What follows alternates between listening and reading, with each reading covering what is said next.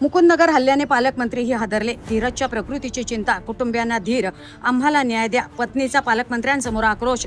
मुकुंदनगरमधील धीरज परदेशीवरील जीवघेण्या हल्ल्याने संपूर्ण अहिल्यानगर हादरले. या घटनेची गंभीर दखल घेत पालकमंत्री राधाकृष्ण विखे पाटील यांनी रुग्णालयात जाऊन उपचार घेत असलेल्या धीरज परदेशी यांच्या प्रकृतीची माहिती घेतली. यावेळी आमदार मोनिका राजळे, महापौर ज्योती गाडे आणि आमदार संग्राम जगताप हे देखील उपस्थित होते. सर्वांनी धीरज परदेशी यांची भेट घेत त्यांच्या प्रकृतीची चौकशी केली.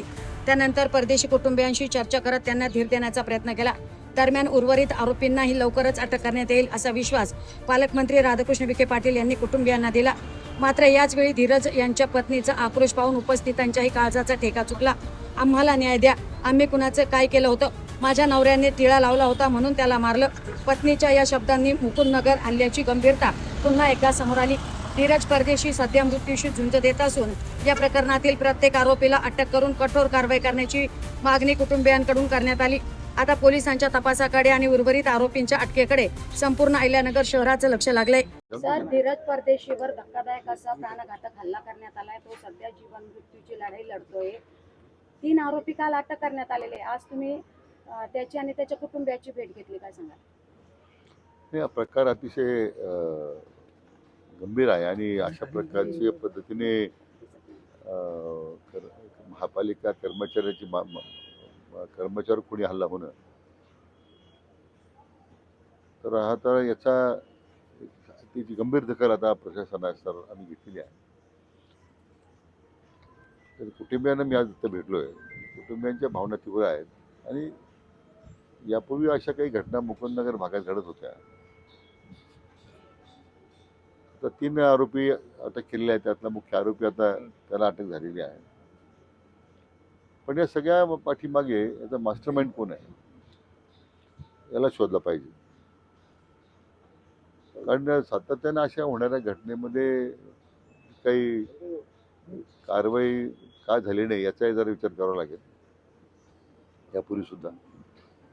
पण आता ह्या घटनेच्या अनुसरून केवळ हेच आरोपी नाही, पण मी म्हटल्याप्रमाणे याच्या खोलापर्यंत जावं लागेल, आपल्याला मुळापर्यंत जावं लागेल की ह्या अशा घटना का घडतात, एवढं बळ का या लोकांना एवढं गुन्हेगारी करण्याच्या करता एवढं बळ काय येतं, एवढं धाडस का वाढलं त्यांचं, याचा विचार करावा लागेल. धीरजच्या पत्नीचं म्हणणं आहे की टिळा लावला होता म्हणून त्याच्यावर हल्ला केला गेला. नाही, आता तो कार्यकर्ता प्रत्येक जण आपल्याला आपल्या धर्माचा प्रचार करण्यासाठी, त्याचा अभिमान बाळगण्यासाठी आता प्रत्येकजण काम करतो.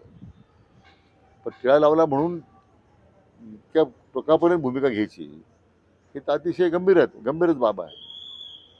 म्हणून मला वाटतं अशा ज्या काही, तर मी खरं म्हणजे हा काही तो समाजद्रोही आणि प्रसंगी देशद्रोही कृत्य सुद्धा मला हरकत नाही. या पद्धतीने जर तुम्ही एखाद्या समाजाच्या बद्दल एवढं वैमनस्व असणं हे अतिशय गंभीर आहे. आणि म्हणून मी पोलीस अधिकाऱ्यांना सूचना दिलेल्या आहे की आता या बाबतीमध्ये संपूर्ण परिसराचं, या शहरामध्ये जिथं आवश्यक आहे कॉम्बिंग ऑपरेशन करा. अवैध शस्त्र कोणी बाळगत असेल, कट्टे बाळगत असेल तर ताबडतोब त्यांच्यावर कारवाई करा. हिस्ट्री शीटर आहेत सगळे या सगळ्या अशा अनेक प्रकारच्या गुन्ह्यामध्ये, त्यांच्यावर तातडीनं कारवाई सुरू करा. पुन्हा अशा घटना या शहरात घडणार नाही या बाबतीमध्ये याची संपूर्ण जबाबदारी पोलीस विभागाची राहील. इतक्या स्पष्ट सूचना आता जिल्हा पोलीस प्रमुखांनी दिलेल्या आहेत. सर, पण अहिल्यानगर शहरामध्ये अशा घटना नित्याच्या झालेल्या आहेत. श्रीरामपूरमध्ये अनेक घटना घडल्या, नगर शहरातही घडली. कुठेतरी प्रशासन कमी पडतंय. प्रशासनाला मी काही दोष देणार नाही, कारण याच्यामध्ये जे काही दुर्दैवानं काही समाजकंटक जे आहेत, समाजद्रोही आहेत. आता SITचे लोक अधिकारी मागच्या काही आठवड्यापूर्वी इथे या मुकुंदनगरमध्ये येऊन गेले होते. श्रीरामपूरमध्ये काही त्या ठिकाणी काही कारवाया झालेल्या आहेत. मला वाटतं देशद्रोही कृत्य करणारे लोकांना जर असं पाठबळ, समाजाचं पाठ मिळत असेल तर अतिशय गंभीर आहे ना. यांना पाठबळ कोण देतं, यांच्या पाठीमागे कोण आहे, कोणती शक्ती आहे, त्यांना आर्थिक रसद कोण पुरवतं, याचं गांभीर्याने विचार करावाच लागेल. जर ही जिल्ह्यातली गुन्हेगारी जर याचं आळा घालत असेल, मुसक्या बांधायच्या असतील गुन्हेगारांच्या, तर आता म्हणून मी म्हटल्याप्रमाणे 100% कडक कारवाईच्या सूचना पोलीस प्रमुखांना दिल्या, जिल्हा पोलीस अधीक्षकांना दिलेल्या आहेत. नाहीतर मग आम्ही कायदा सुव्यवस्था राखण्यामध्ये कमी पडतो.